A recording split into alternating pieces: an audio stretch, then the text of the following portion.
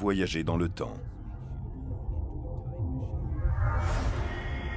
Les visions optimistes du futur présentent des vaisseaux spatiaux chevauchant des bulles de distorsion aussi facilement que les champions de surf chevauchent les vagues des océans. Mais il faut ensuite se confronter à la réalité.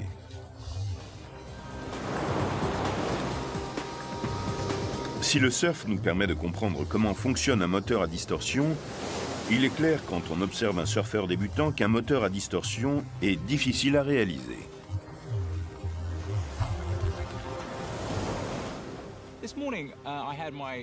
Ce matin, j'ai pris ma première leçon de surf et l'idée m'est venue que nous étions capables de maîtriser la nature, que j'allais être capable de surfer cette vague et qu'elle allait me porter sur l'océan à de grandes vitesses. Mais la réalité, c'est que c'est l'océan qui a la main sur moi. Il était vraiment plus dur à contrôler que je l'avais prévu.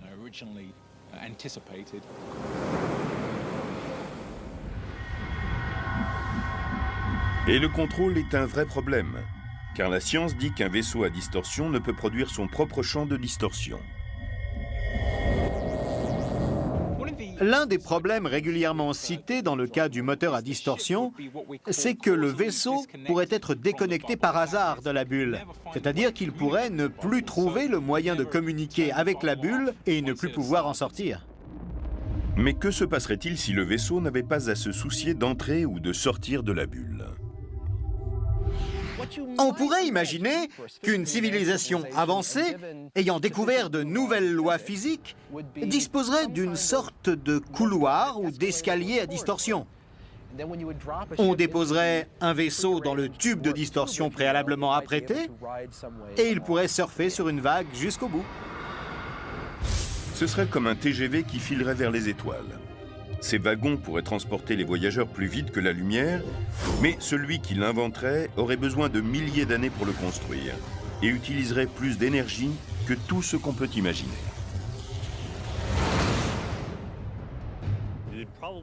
On aurait sans doute besoin de maîtriser toute l'énergie produite par une étoile, si ce n'est plus encore. Mais tout cela ne sont que des hypothèses. Personne n'a encore créé de programme qui le rende possible.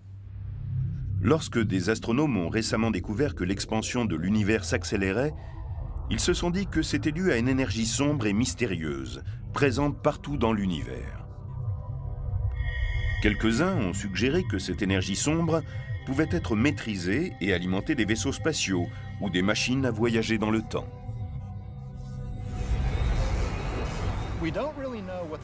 On ne sait pas vraiment ce qu'est cette énergie sombre. On ignore si on pourra jamais la contrôler. Mais les modélisations les plus avancées suggèrent qu'il pourrait s'agir d'une propriété de l'espace en soi, immuable, ou d'une sorte de champ énergétique d'une densité tellement faible, dans laquelle il y a si peu d'unités de volume, qu'il serait tout simplement impossible d'en maîtriser des quantités intéressantes. En fin de compte, qu'il s'agisse de moteurs à distorsion, de trous de verre ou de machines à voyager dans le temps, la plupart des scientifiques les balaient d'un revers de main. Mais ont-ils vraiment raison ? On pense savoir beaucoup de choses à propos de l'univers, et c'est vrai. Mais il y a déjà eu des moments dans l'histoire de la physique où l'on s'est lourdement trompé en croyant déjà tout savoir.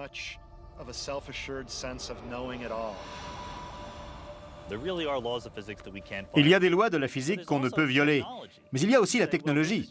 On se dit que c'est trop dur, qu'on n'y arrivera jamais. Mais lorsque les scientifiques disent cela, ils ont presque toujours tort. Il est beaucoup plus sûr de dire « Voilà ce que les lois de la physique nous permettent d'imaginer faire, espérons qu'un jour nous aurons inventé des technologies qui le rendront possible. » Comme on l'a vu, nous pourrions être confrontés très prochainement à ce futur étant donné que des astronomes recherchent des planètes tournant autour d'étoiles en dehors du système solaire. Le système stellaire le plus proche de la Terre est un système d'étoiles binaires. Est-ce un bon endroit pour rechercher des planètes? C'est justement ce que Nicole d'Oklahoma City, en Oklahoma, nous a demandé. Elle écrit « Peut-il y avoir des planètes dans un système d'étoiles binaires ?» Nicole, c'est une excellente question.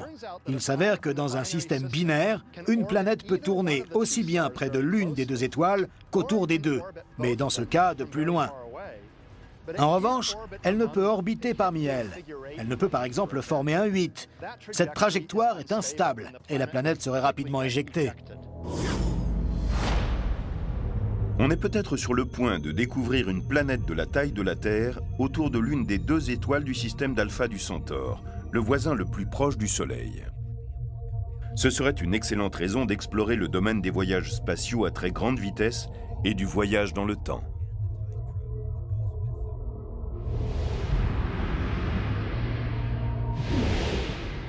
Alpha du Centaure est un système stellaire très intéressant, car il semble possible, selon différentes simulations informatiques, qu'il s'y trouve des planètes de masse analogue à celle de la Terre, tournant autour des 2 éléments de son système binaire. Alpha du Centaure A et B sont tellement éloignés que lorsqu'on les voit de la Terre, on dirait 2 étoiles distinctes. Mais il s'agit en réalité d'un système binaire. Il y a un 3e élément dans Alpha du Centaure, c'est Proxima du Centaure, une naine rouge liée de façon assez lâche aux 2 étoiles principales. Depuis une planète d'Alpha du Centaure A ou B, on ne peut voir Proxima dans le ciel nocturne, tant elle est pâle. Alpha du Centaure A et B tournent l'une autour de l'autre. À leur point le plus proche, elles sont encore environ 20% plus éloignées que Saturne l'est du Soleil. Au plus loin, elles sont environ 20% plus éloignées que Neptune du Soleil. Chacune possède autour d'elle une zone habitable, semblable à celle du Soleil. Il pourrait s'y trouver des planètes susceptibles d'abriter des formes de vie, ce qui est le rêve de tout astronome. Il serait passionnant au cours d'une vie de voyager vers les étoiles les plus proches comme Alpha du Centaure. L'un des grands objectifs de la science est de trouver d'autres formes de vie ailleurs dans l'univers. Quel meilleur endroit pour cela, en dehors de notre système solaire, que l'étoile la plus proche de la Terre?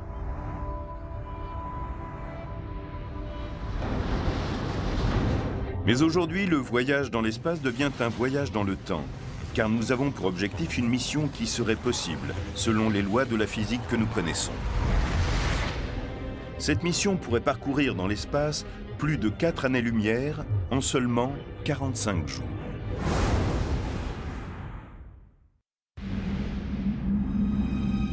Notre quête pour percer le mystère du temps nous mène de nouveau vers Alpha du Centaure, le système le plus proche du Soleil.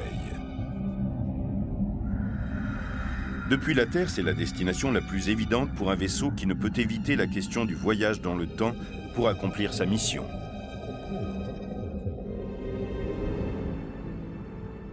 Nous n'avons aucune idée du type de technologie qui pourrait nous emmener vers Alpha du Centaure et nous ramener sur Terre. On peut aussi être optimiste et dire qu'il suffit de se déplacer à 99,99% de la vitesse de la lumière sur le trajet aller comme retour. Le vaisseau semble étonnamment petit pour effectuer un si long voyage. Comment peut-il contenir tout ce dont a besoin un équipage sur une telle durée? C'est que ce n'est pas seulement un vaisseau, mais aussi une machine à voyager dans le temps. Il faudrait environ 8,6 années car Alpha du Centaure est à 4,3 années-lumière d'ici. Mais pour les habitants du vaisseau, cela prendrait moins de 2 mois, 45 jours, car ils voyageraient à une vitesse proche de celle de la lumière.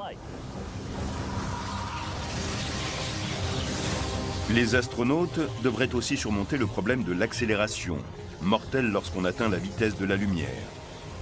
Car si l'on accélérait plus doucement, on rallongerait d'autant la durée du voyage. Alpha du Centaure serait la destination privilégiée pour des habitants de la Terre qui voudraient se lancer dans un voyage stellaire. Ce n'est pas par hasard si James Cameron l'a choisi pour représenter sa lune de fiction, Pandora, dans le film Avatar.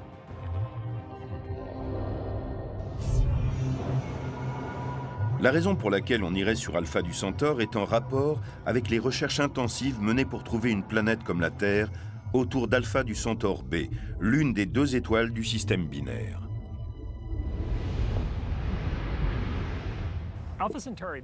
Alpha du Centaure B s'est révélé être l'étoile idéale autour de laquelle on pourrait trouver des planètes de faible masse comme la Terre. Mais ce type de recherche nécessite beaucoup d'efforts.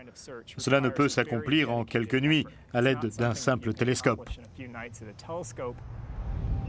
S'il est assez difficile de séparer les deux étoiles principales d'Alpha du Centaure sur une photo de l'espace, observer une planète de la taille de la Terre autour d'elle est pour le moment impossible. Ce qu'on peut espérer de mieux, c'est de trouver cette planète grâce à la méthode de l'oscillation gravitationnelle, c'est-à-dire en détectant un subtil mouvement avant-arrière de l'étoile provoqué par la légère secousse gravitationnelle qui affecte toute planète. Tout comme le voyage dans le temps, ceci semble quasiment infaisable. L'oscillation gravitationnelle que nous devons détecter est incroyablement faible. Là, je suis au stade du Rose Bowl. S'il avait la taille d'Alpha du Centaure, alors l'ampleur de l'oscillation qu'il faudrait détecter serait d'environ 8,3 cm, et cela à une distance de plus de 7 millions de kilomètres.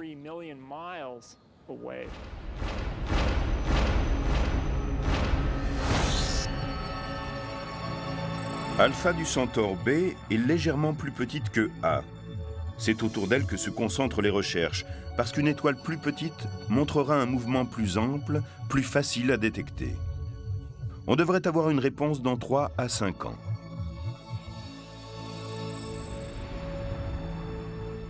Si l'on découvrait une planète de la masse de la Terre, tournant autour de l'étoile qui en est la plus proche, il serait passionnant de construire un grand télescope pour tenter de l'observer, ou dans un lointain avenir, de concevoir une mission qui pourrait s'y rendre.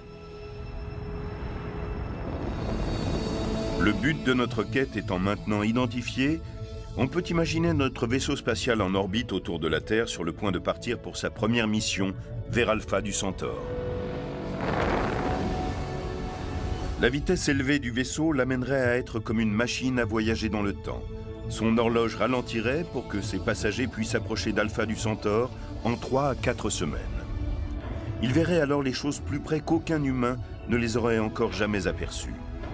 Et en premier lieu, ils apercevraient un jet stellaire de Proxima, la naine rouge. À la périphérie de ce système de 3 étoiles, elle est la plus proche du Soleil. Proxima du Centaure est en proie à de brusques jets qui peuvent l'éclairer pendant 24 heures, 4 à 5 fois plus qu'elle ne l'est d'habitude, pour ensuite disparaître tout aussi soudainement. En passant près de Proxima du Centaure, on assisterait à un vrai feu d'artifice. En arrivant à l'intérieur de ce système de 3 étoiles, on pourrait imaginer passer devant Alpha du Centaure A et se servir de la force gravitationnelle pour être projeté en direction d'Alpha du Centaure B.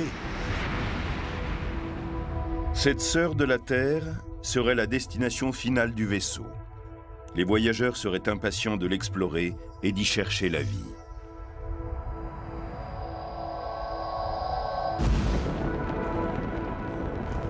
Le voyage n'aura duré que quelques mois pour les voyageurs. Mais la vitesse extrême aura tellement ralenti leurs horloges qu'à leur retour, il se sera écoulé sur Terre près d'1 décennie. Le voyage stellaire à grande vitesse est un rêve qui ne pourra se réaliser en tout état de cause que dans un avenir lointain. Sur notre planète, où la technologie évolue si rapidement, un laps de temps de 8 ou 10 ans pourrait avoir des conséquences dramatiques. Toutefois, le voyage dans le temps pourrait devenir une routine pour la prochaine génération de voyageurs spatiaux, qui nous conduiront encore plus loin dans l'exploration de l'univers.